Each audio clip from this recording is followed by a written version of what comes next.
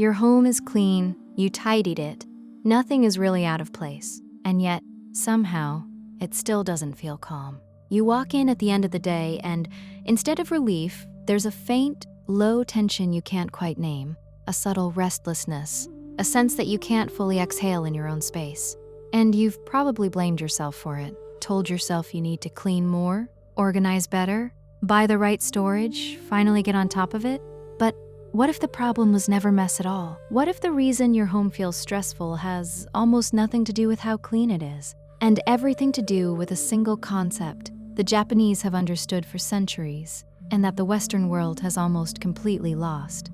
There's a Japanese word for it, ma, and once you understand it, you will never look at your home or the quiet tension it creates in you the same way again. Because ma explains something that clutter, cleaning, and organizing videos never touch.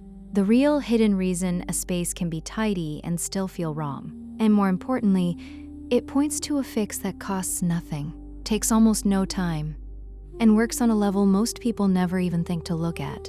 Let me say one thing, and then I won't bring it up again. I put the heart of everything on this channel into a small book, Wabi Sabi, Finding Peace in an Imperfect Life. It's linked below if it speaks to you. Now let's continue. Stay with me, because I'm going to show you exactly what ma is, why its absence is quietly stressing you out right now, and the simple shift that brings it back into your home tonight. This one idea has changed how people see their homes more than any cleaning tip ever could. Let's begin. Ma is one of those Japanese words that doesn't translate cleanly into English, and the fact that we don't have a word for it is itself part of the problem. The closest translation is something like negative space, or the space between, or emptiness. But those translations all sound like absence, like a lack, a gap, a nothing. And that's exactly the misunderstanding. Because in Japanese thought, ma is not a lack at all. It's a presence. It's the meaningful emptiness between things, the space that gives everything else room to exist, to breathe, to be seen. Think of it in music first, because it's easiest to feel there.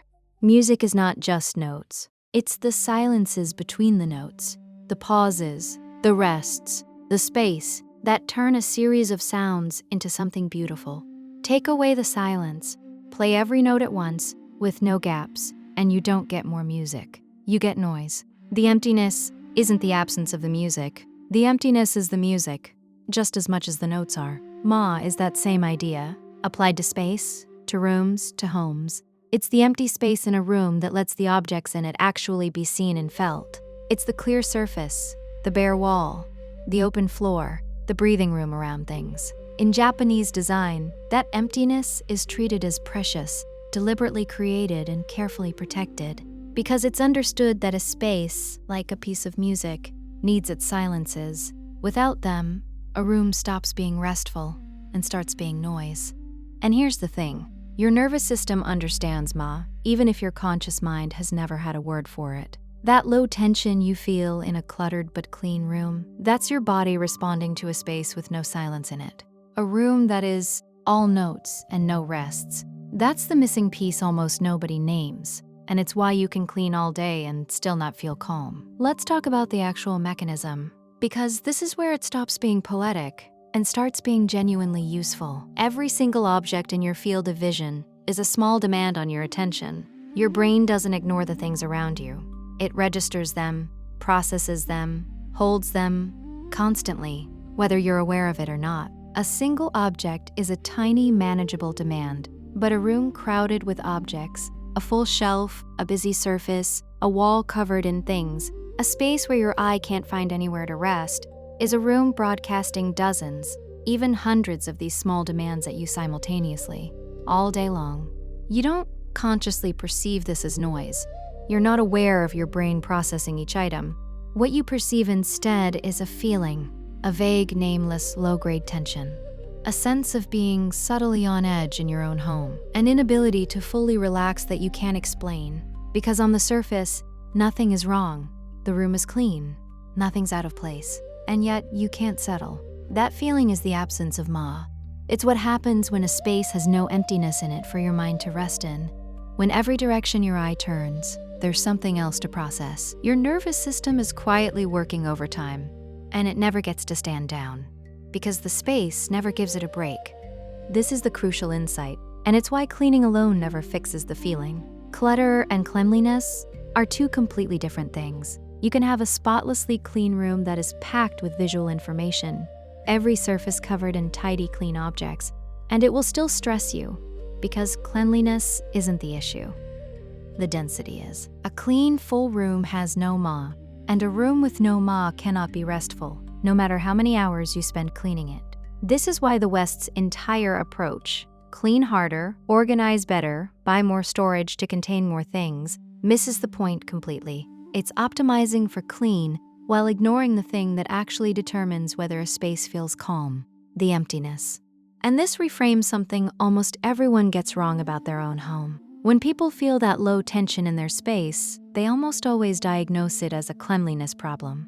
I need to tidy up, I need to organize, I need to get on top of the mess. So they spend a weekend cleaning, and for a day or two it feels slightly better, and then the tension quietly returns, and they conclude they must not have cleaned well enough. But they were solving the wrong problem the entire time. The tension wasn't coming from dirt or disorder. It was coming from density, from a room so full that the mind has nowhere to rest. No amount of cleaning fixes density, because cleaning just makes the same quantity of stuff tidier. The only thing that fixes density is removal. This is the single most liberating realization in all of this. If your clean home still stresses you, you don't need to clean more. You need to own less and reveal the empty space that was buried underneath everything. Here's the part that explains why this problem is so widespread and why it's almost invisible to us. The Western instinct faced with space is to fill it. This is so deep we don't even notice we're doing it. See an empty wall? Hang something on it. An empty corner? Put a plant, a lamp, a piece of furniture there. An empty shelf? It looks unfinished. Fill it with books, ornaments, things. An empty surface? Set something down on it. We treat empty space as a problem to be solved, a void to be filled, a sign that a room is incomplete. A finished room, to the Western eye, is a full room. And there's an entire economy built on reinforcing this instinct. Advertising, home decor, the constant message that you need more furniture, more decoration, more things to fill the space and express yourself and make the room complete.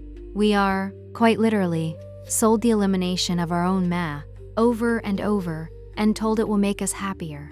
It does the opposite. Japan went the other way, shaped by Zen aesthetics, by the tea ceremony, by a design tradition that prizes restraint and simplicity.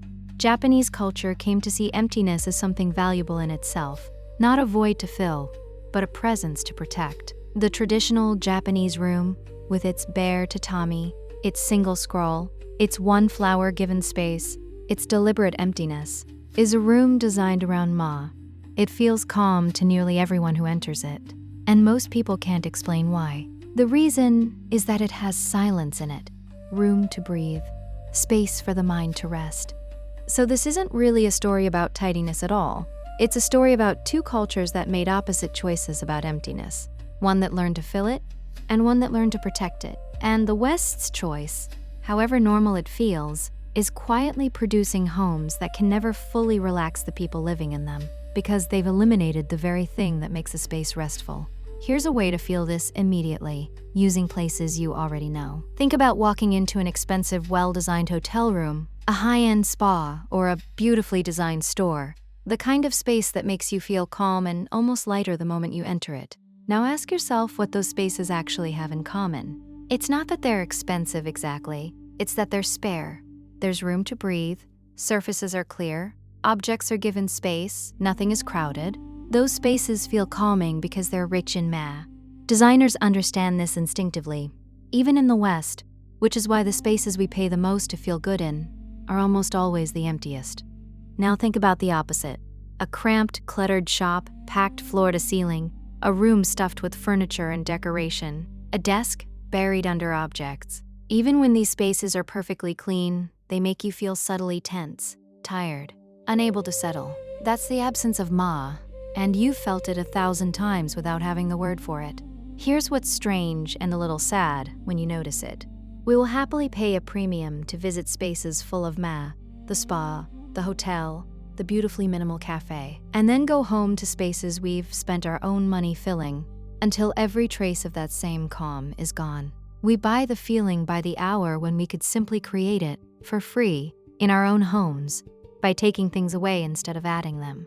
The calm you chase in those expensive spaces isn't a luxury you have to purchase. It's Ma, and it's available in your own living room the moment you stop filling it. Now for the genuinely useful part, because understanding Ma is worth nothing if you don't know how to create it. And the beautiful thing is that it costs nothing, because Ma is not something you buy or add. It's something you reveal by taking away. Start with one surface. Pick a single surface in your home that's currently covered with things. A kitchen counter, a coffee table, a dresser top, a shelf. Clear it almost completely. Not organize it more neatly. Clear it, leaving only one or two things you genuinely love or use, with real empty space around them. Then stop and look at it. Notice how different it feels. Notice how the one or two things you left are suddenly seen, given room to matter instead of lost in a crowd. That empty space you just created, that's Ma. And notice how your eye rests on that surface now, instead of skating over a busy jumble. That rest you feel is your nervous system finally getting a break. Then protect the emptiness. This is the hard part, because your Western instinct will immediately want to fill the space you just cleared. Resist it. When you see that clear surface and feel the pull to put something on it, recognize that pull for what it is, the very instinct that stressed out your home in the first place. Leave it empty. Let the emptiness stay. Guard it the way you'd guard anything valuable, because it is. Give what remains room to breathe. Ma isn't about having nothing. It's about giving the things you keep enough space to actually be appreciated. One beautiful object on a clear shelf holds more presence and more calm than 10 objects crowded together. So don't aim for empty rooms. Aim for breathing rooms. Fewer things, more space around each one. That's the balance the Japanese room strikes, and it's the opposite of both a cluttered home and a cold, bare one. And apply it to the whole home, one space at a time. You don't do this in a weekend. You do it the way Ma is meant to be lived, gradually, one surface, one corner, one wall at a time. Each cleared, protected space is a little more silence added back into the music of your home. And slowly, without buying a thing, without any dramatic overhaul, your home stops feeling like noise and starts feeling like rest. There's one more layer to this, and it's the one that stays with people long after the tidying tips fade. Ma isn't only about your home. Once you understand it, once you feel the difference between a space that's full and a space that breathes, you start seeing its absence everywhere in modern life. In a schedule with no empty space in it, no pauses, no rest between obligations, just one thing crammed against the next. In a mind that never gets a silent moment, filled constantly with input, notifications, noise. In a life optimized to be full, with every gap eliminated, every moment productive, every space used. The West lost Ma in its homes, but it lost it in its lives too. We filled everything, our rooms, our calendars, our minds, with the same instinct that says empty space is wasted space, a void to be filled, a sign of something missing. And we feel the result as the same nameless, low-grade tension in our lives that we feel in our cluttered but clean rooms, the inability to fully exhale even when nothing is wrong. Which means the lesson of Ma is bigger than your countertop.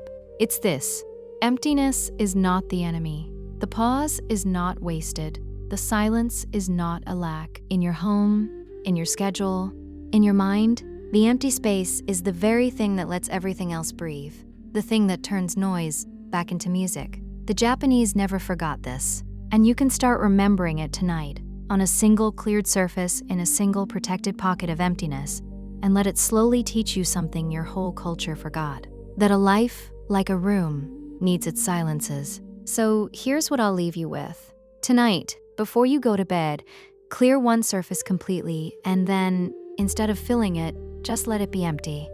Sit with the space. Notice how it feels. That small, quiet pocket of Ma is the beginning of a calmer home, and maybe a calmer you. Now I want to hear from you. When you look around your home right now, where do you feel the absence of Ma most? Which room or surface stresses you, without you ever quite knowing why? Tell me in the comments.